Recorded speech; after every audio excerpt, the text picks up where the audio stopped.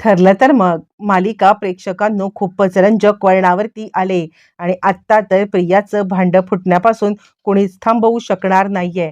प्रियाला या सगळ्यामध्ये आता जे आता ब्लड सॅम्पल दिलंय त्याचे रिपोर्ट दुसरं तिसरं कुणाच्याही नाही, तर आता अश्विनच्याच हातात लागल्या कारणाने ऐन धुलिवंदनाच्या दिवशी अश्विनने प्रियाचं थोबाड फोडत कशी हकलपट्टी केले आणि घरातली सगळी मंडळी कशी एकत्र आलेत. अनेक गोष्टी आता अचानकपणे ज्या काही घडल्यात त्या कशा घडल्यात, काय घडल्यात, सायली अर्जुनने कसं सगळं घडवून आणलंय सगळं सविस्तर पाहू. आता अर्जुन आणि सायली या दोघांनी तर आता आपण पाहिलंय की ठरवलेलं आहे. काहीही झालं तरी सुद्धा या सगळ्यामध्ये आता सगळ्यात महत्त्वाची गोष्ट म्हणजे प्रियाचं सत्य समोर आणायचं आणि प्रिया ही खरी तन्वी नाहीये हे समोर आणायचं आणि त्यासाठी तिचं जर का असं ब्लड सॅम्पल मागितलं तर ती ब्लड सॅम्पल देणार नाही आणि त्याच कारणासाठी ब्लड कॅम्प आयोजित करून तिचं सॅम्पल घेण्यात आलेलं आहे आणि डॉक्टरांना अर्जुन आणि सायलीने ऑलरेडी सांगून ठेवलेलं आहे की काहीही झालं तरी सुद्धा हिचं जे आता तुम्ही ब्लड डोनेशनसाठी घ्याल त्याच्यामध्ये एका टेस्ट ट्यूबमध्ये ब्लड आम्हाला टेस्टसाठी द्यायचं आहे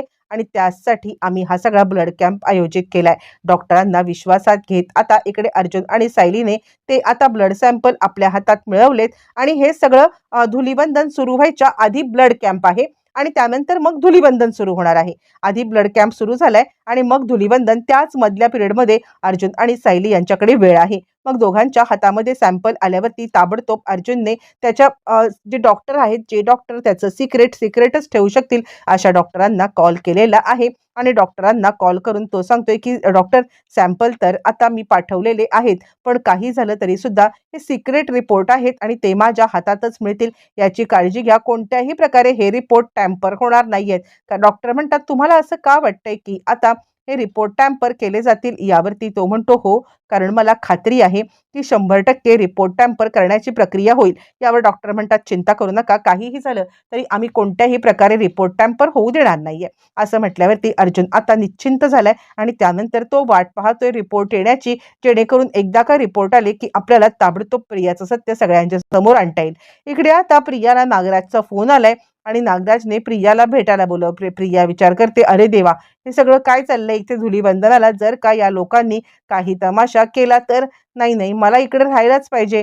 कारण जर का आता इकडे ह्या दोघांचं अर्जुन आणि सायली यांचे आता काही कुरघोड्या चालू असतील तर मला सत्य जोपर्यंत समोर येत नाहीये तोपर्यंत तिकडेच राहायला पाहिजे. आणि ती आता नागराजला भेटायला टाळाटाळ करतेय. नागराजच्या लक्षामध्ये हा सगळा प्रकार येतोय आणि तो विचार करतोय, नाही, काही झालं तरी हिला झटका देणं गरजेचंच आहे. पण नागराजला माहिती नाहीये तो नियतीच त्याला झटका देणार आहे. इकडे तोपर्यंत आता प्रतिमाला डिस्चार्ज मिळण्याची वेळ आली, पण त्याच वेळेला अर्जुन आता रविराजांना विश्वासात घेत एक खूप मोठी गोष्ट सांगतोय आणि अर्जुन रविराजांना सांगतोय, रविराज काका, आम्हाला प्रतिमा आत्याचं म्हणजे ब्लड सॅम्पल लागतील. यावरती रविराज घाबरतात आणि काही झालंय का अर्जुन? म्हणजे तिची तब्येत काही क्रिटिकल आहे का? तू माझ्यापासून काही सत्य लपवतोयस का? त्यावरती अर्जुन म्हणतो, नाही काका, प्रतिमा त्या एकदम ठीक आहे. त्यावरती मग आता ते म्हणतात, मग सॅम्पल कशासाठी पाहिजे तुला? यावरती मग आता अर्जुन सांगायला लागतो, काका, हे सॅम्पल आता इकडे तिच्या तब्येतीसाठी नाहीये, तर खूप मोठं सत्य समोर आणण्यासाठी आहेत. यावरती रविराज सांगायला लागतात, आता कसलं सत्य? मग अर्जुन सांगतो, मी जे काही सांगतोय ते नीट ऐक. आम्हाला असा डाऊट आहे की प्रियाने मुद्दामच ते ब्लड दिलेलं नाहीये. म्हणजे तसं बघायला गेलं तर तिला ब्लड देण्यासाठी काहीच हरकत नव्हती, पण तरी सुद्धा तिने टंगळमंगळ केली. आणि त्यानंतर ज्या वेळेला आम्ही आपल्या घराबाहेरचं CCTV कॅमेरे बघितले ना, त्यावेळेला ती निवांतपणे फक्त आणि फक्त कारमध्ये बसून होती आणि आता ती आपल्याला इथे आल्यावरती काय सांगत होती, तर आता तिने या सगळ्यामध्ये म्हणजे हॉस्पिटल तिला भेटलं नाही किंवा आता तिला कोणतं हॉस्पिटल ते कळलं नाही असं म्हणत होती आणि म्हणूनच आम्हाला तिच्यावरती डाऊट आहे. यावरती रविराज म्हणतात, ती इतकी नीच मुलगी आहे की आपल्या आईला या सगळ्यामध्ये आता हे न देण्यासाठी ती इतकं सगळं करू शकते, त्याला काही कळतच नाहीयेत. आणि रविराज टोटली घाबरलेले आहेत आणि ते आता म्हणतात, नाही, काहीही झालं ना तरी सुद्धा या सगळ्यामध्ये आता तन्वीचं सत्य समोर आणलं पाहिजे. अर्जुन, तुझ्या डोक्यामध्ये काय आहे? मी तुझी मदत करायला तयार आहे. आणि त्याचवरती अर्जुन म्हणतो, हे डॉक्टर आपली मदत करणार आहेत. मुळातच डॉक्टर, आता तुम्ही आत्याचं सॅम्पल घ्या आणि आत्याचं सॅम्पल घेऊन हे सॅम्पलचे DNA रिपोर्ट करा. म्हणजे मुळातच तुमच्यापर्यंत तन्वीचं सॅम्पल पोहोचलेलं आहे. आणि त्यावरती ते म्हणतात हो. आणि रविराजांना ते सांगतात तुमची या सगळ्यामध्ये परवानगी असेल तर बरं आहे. रविराज म्हणतात अर्जुन जे काही करेल ती कोणतीही गोष्ट चुकीची असणार नाही यावरती मला आता विश्वास आहे आणि म्हणून मी अर्जुनची मदत करायला तयार आहे. तुम्ही चिंताच करू नका. असं म्हटल्यावरती मग डॉक्टर निश्चिंत झालेत आणि त्यांनी सॅम्पल चेक करायला घेतलेला आहे. तोपर्यंत आता इकडे सांगायला लागतो रविराज सांगायला लागतात की आत्ताच्या आत्ता आपण प्रतिमाला डिस्चार्ज घेऊन घरी जाऊया का? यावरती अर्जुन म्हणतो हो ठीक आहे, काहीच हरकत नाहीये, प्रतिमा आत्याला आपण घेऊन जाऊ, पण सध्या तिला काहीच बोलू नको. यावरती रविराज म्हणतात हे बघ, जे काही रिपोर्टचं सत्य येईल ना ते सगळ्यात पहिले मला सांग, कारण आता ती मुलगी माझी आणि प्रतिमा आमच्या दोघांची दोषी आहे. तिने जे काही केलंय ना त्यामुळे आता मी तिला कदापि सोडणार नाहीये. तिला या सगळ्यामध्ये जोपर्यंत धडा शिकवत नाहीये तोपर्यंत मला गप्प बसणार नाहीये. अर्जुन तू माझ्यापासून काही सत्य लपवू नको. अर्जुन म्हणतो सिनियर तू बिलकुल काळजी करू नको. मी तुझ्यापासून कधीही काहीही सत्य लपवले का? तर आज लपवेन. बिलकुल नाहीये. तुला जे काही सगळं सत्य समजायचं आहे ना ते सगळं सत्य मी सांगणार आहे. असं म्हणत अर्जुनने आता मात्र रविराजांना सगळं सत्य सांगायचा जो काही निर्णय घेतलाय. त्यानंतर रविराज मात्र आता वाट पाहत आहेत ते रिपोर्टची. रविराजच कशाला, सगळेजण रिपोर्टची वाट पाहत आहेत आणि या सगळ्यामध्ये कधी एकदा रिपोर्ट येतील असं झालंय. अर्जुन सायली तर आता धुलीवंदनाच्या कार्यक्रमाकडे कमी आणि याचकडे लक्ष जास्त ठेवू. इकडे तोपर्यंत प्रतिमाला डिस्चार्ज दिलाय आणि डॉक्टरांनी नर्सला आता मोठ्या कामासाठी लावलेलं आहे. डॉक्टर नर्सला सांगतायत काहीही करा, लवकरात लवकर आता हे सॅम्पल चेक करा. कोणत्याही परिस्थितीमध्ये आपल्याला दुपारपर्यंत DNA रिपोर्ट द्यायचे आहेत. हे काम खूप मोठ्या म्हणजे आपल्याकडे जोखमीचं आलेलं आहे आणि याच्यामधून खूप मोठं रहस्य उलगडणार आहे. त्यामुळे खबरदार, जर कुणीही या सगळ्यामध्ये आता म्हणजे कोणताही छेडछाड करण्याचा प्रयत्न रिपोर्टमध्ये केला आणि जर मला समजलं तर मात्र गाठ माझ्याशी आहे. कारण डॉक्टरांना आता अर्जुनने आधीची हिस्ट्री सांगितलेली आहे की जर का तिच्यापर्यंत ही बातमी लागली तर नक्कीच ती आता पैशाचा वापर करून सगळं सत्य बदलण्याचा प्रयत्न करेल. आणि म्हणूनच डॉक्टरांनी आता मात्र या नर्सला मुळातच ताकीद दिले आणि नर्स सुद्धा घाबरल्यात आणि नाही डॉक्टर आम्ही काही करणार नाही असं म्हणतायत. तोपर्यंत अश्विनला प्रेक्षकांनो काही यातलं माहिती नाहीये. अश्विन पूर्णपणे निर्धास्त आहे आणि त्याच वेळेला नेमकं आता डॉक्टरांनी म्हणजे डॉक्टरांना माहितीच नाहीये की अश्विनला याच्यामधलं काही माहित नाहीये, म्हणून डॉक्टरांनी अश्विनकडे रिपोर्ट दिले. झालं, इथेच आता मोठा ठिणगी पडलेली आहे.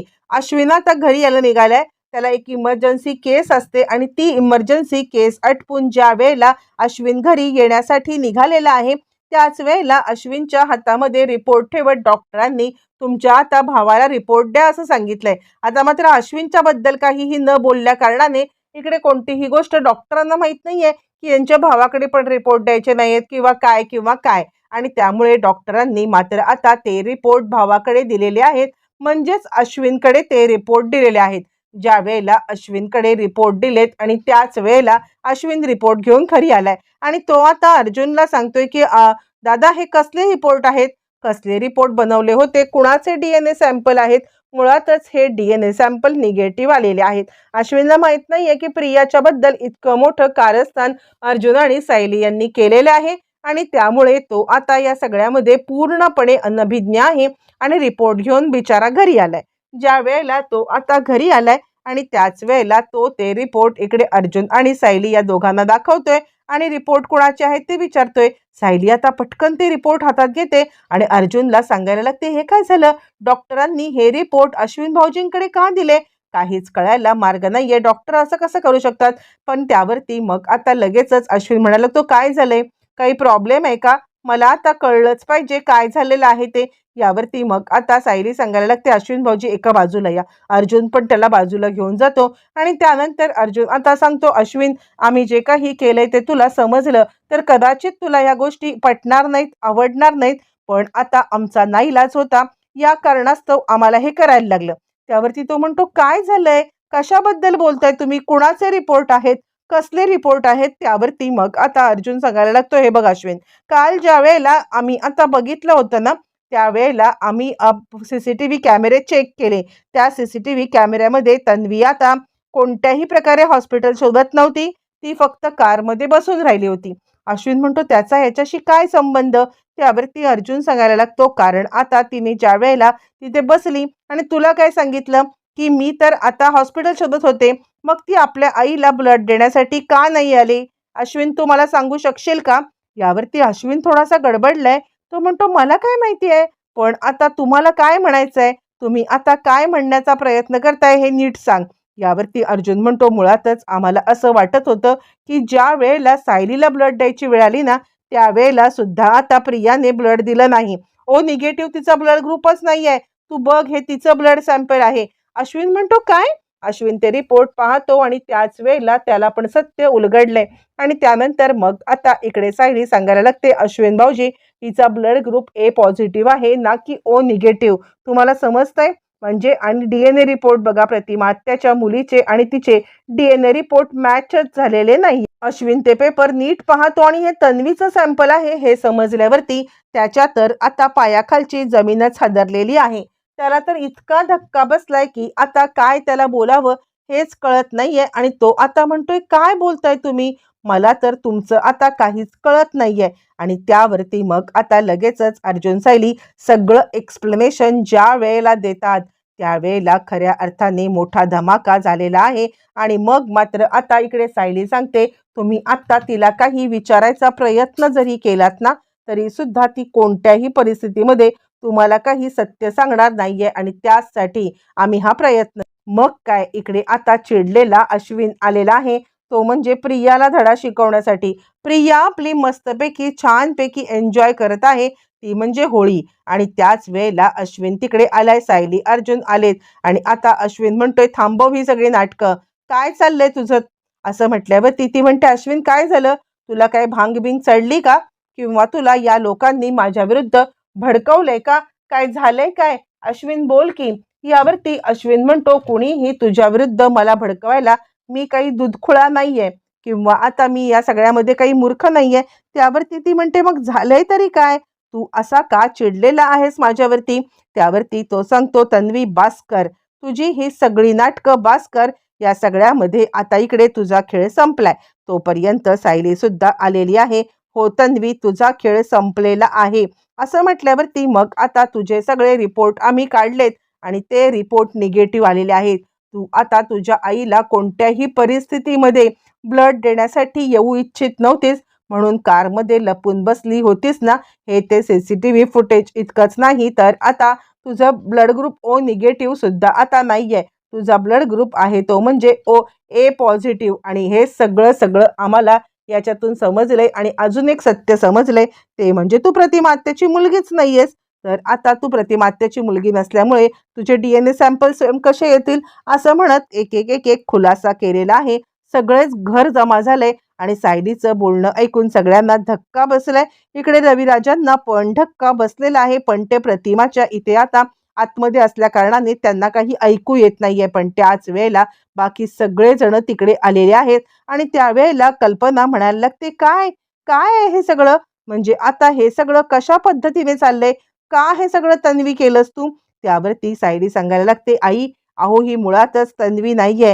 हिला तन्वी तन्वी म्हणणं पहिलं बंद करा. हिने आता आपल्या चांगुलपणाचा फायदा घेत हा सगळा प्रकार केलेला आहे. असं म्हणत चिडलेल्या आता मात्र सायलीने खूपच मोठा गहजब केलाय. बरं इतकंच नाही तर सायलीच फक्त काही चिडलेले नाहीये तर आता चिडलेला अश्विन पण आहे आणि अश्विनने सुद्धा मोठा धमाका केलाय.